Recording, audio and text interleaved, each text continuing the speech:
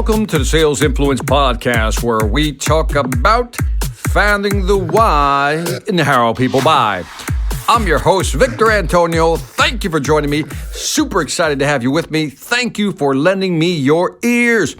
Hey, can you do me a favor? Just a small favor before we kick this off.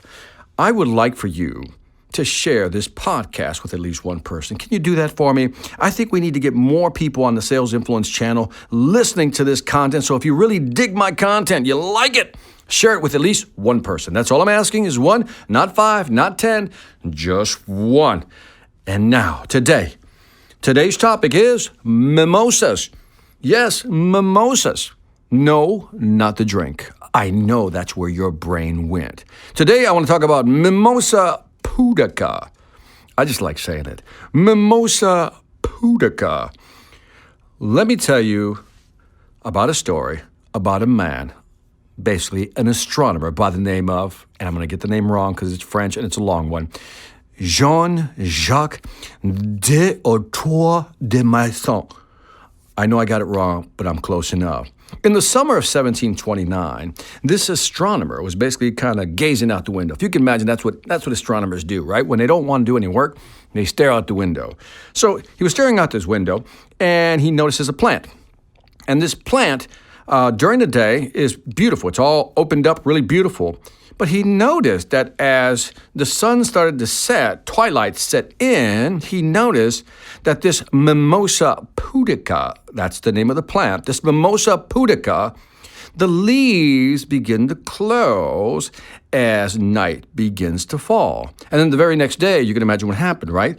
The leaves opened up again, and the cycle repeated itself. Now, being an astronomer and just a person who probably likes to do experiments, he said, I wonder, how the plant senses its surrounding, its environment. How does it do it?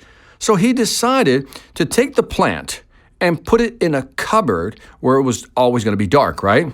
But sure enough, in the morning, when it was daylight outside, he opened the cupboard, and guess what? The leaves were open. So he said, that's interesting. I would think the leaves were closed because it was dark, but that's not the case.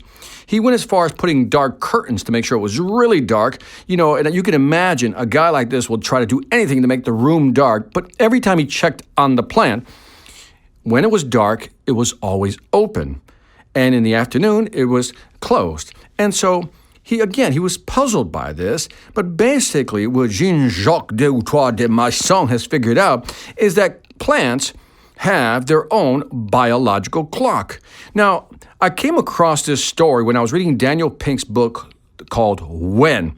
Great book, highly recommended, Daniel Pink, When. And so he tells this story, and I just want to describe this because there's a sales application here for us. Let me continue the story. So again, he did everything with the plant, realized it had its own biological clock. In other words, it had what they call a circadian rhythm. Now, the word circadian comes from the word circa, Latin, meaning around, diem, meaning day. So basically, around a day rhythm. We all have our rhythms.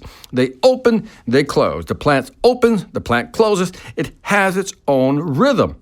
What turns out that you and I have a biological clock, which we already knew. And guess what we do? We do the same thing. Our minds open and close depending on the time of the day. Think about this for a second. Think about this. Your mind, your ability to be receptive to things, opens and closes throughout the day.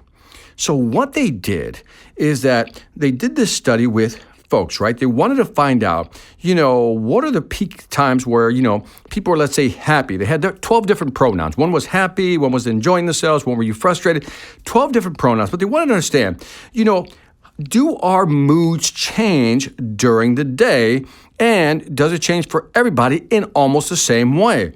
So they did a study where they had 26,000 earnings call. In fact, let me just stop there. Before I go there, let me just pull back a little bit. They did this one study with folks, right? They analyzed 900 people, and what they found out is that between the hours of 7 a.m. to 11 a.m., 7 a.m. to 11 a.m., people reported being happy.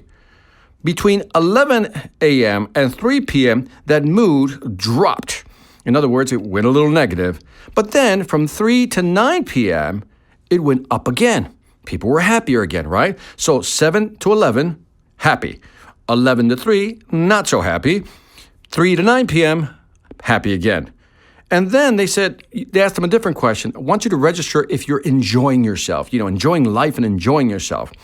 And again, different numbers, different question, but the results were almost the same. Between 7 a.m. and noon, again, people reported enjoying themselves, right?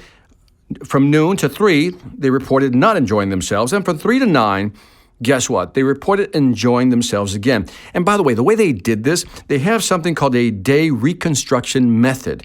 A day reconstruction method. And basically what that is they ask people to think about how their day is going, basically reconstruct their day, the previous day, and just note every hour, 30 minutes, whatever it may be, just am I happy right now? Yeah, I think I'm happy. Am I not happy? Am I enjoying myself? Am I frustrated?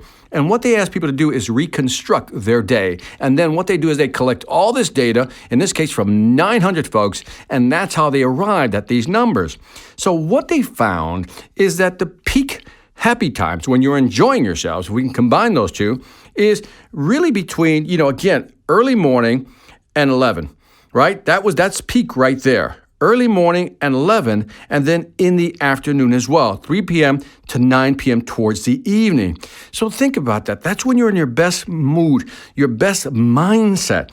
Now, in my previous podcast, I also talked about other studies that were done that showed that, again, we're more receptive, more positive and negative during the day. We kind of alternate, but it's good to know thyself.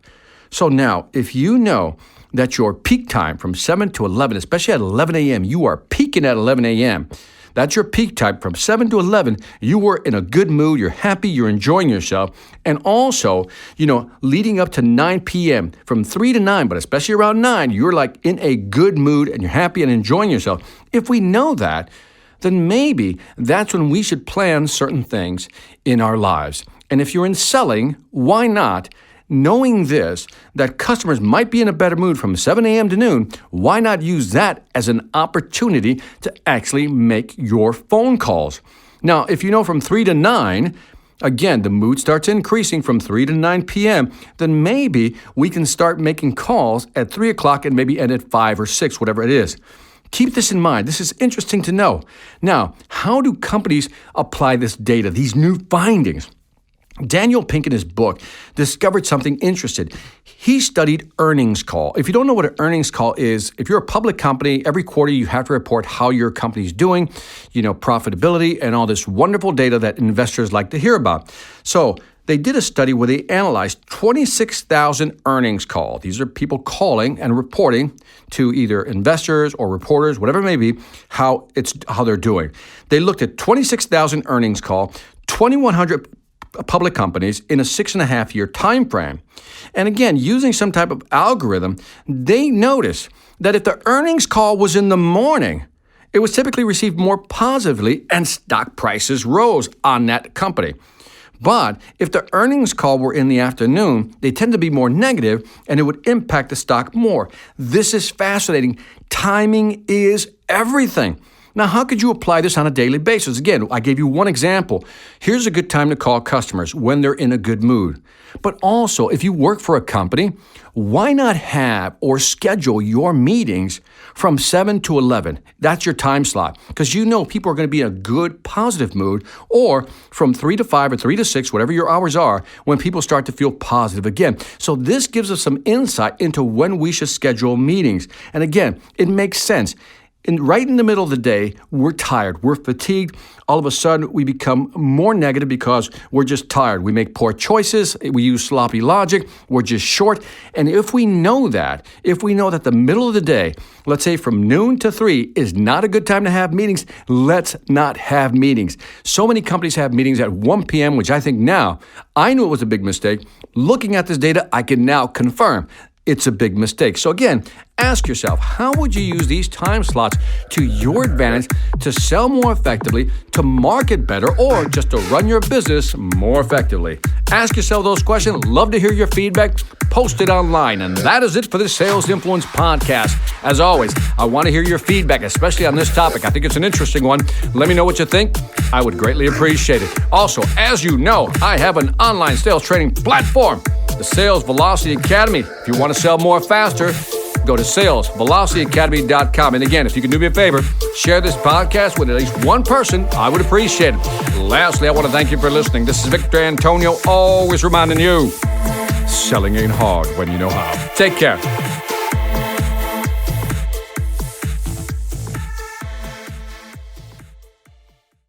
Hi, I'm Victor Antonio. I'm an author, sales trainer, and keynote speaker.